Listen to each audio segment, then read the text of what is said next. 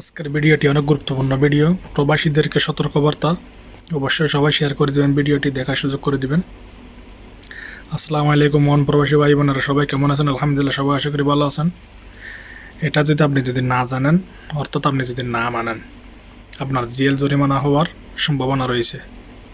তার জন্য ভিডিওটি সবাই শেয়ার করে দিবেন এবং ওমান প্রবাসীদেরকে সতর্ক করে দিবেন।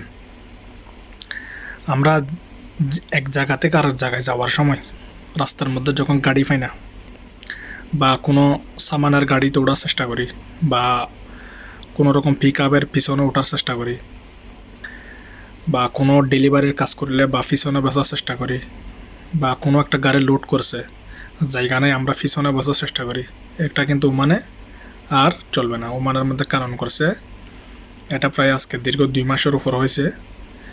ধরতে পারলে 1000 রিয়াল জরিমানা এবং জেল হওয়ারও সম্ভাবনা আছে। কি জন্য এটা সতর্ক করছে যে এটা অনেক একটা দুর্ঘটনার আপনার মূল হতে পারে। কি জন্য এটা এখানে গাড়ি অনেক স্পিড চলে, এখানে তো গাড়ি চালা মাত্রই আপনার গাড়ি 100-150 এরকম চলে যায়। তো তার জন্য এটা থেকে যদি আপনি ফরে যান বা কোনো একটা দুর্ঘটনা ঘটে, আপনার বাঁচার কোনো সুযোগ নেই। কি জন্য আরেকটা গাড়ি এসে আপনাকে কন্ট্রোল করতে জীবনও পারবে না। তার জন্য অবশ্যই আপনি যদি গাড়ি থেকে যদি পড়ে যান, আপনার মৃত্যু কিন্তু এটা কনফার্ম।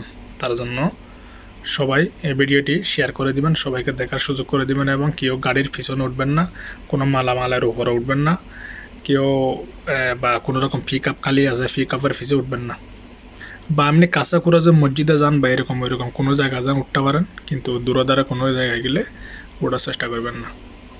সবাইকে ধন্যবাদ এবং আসসালামু আলাইকুম।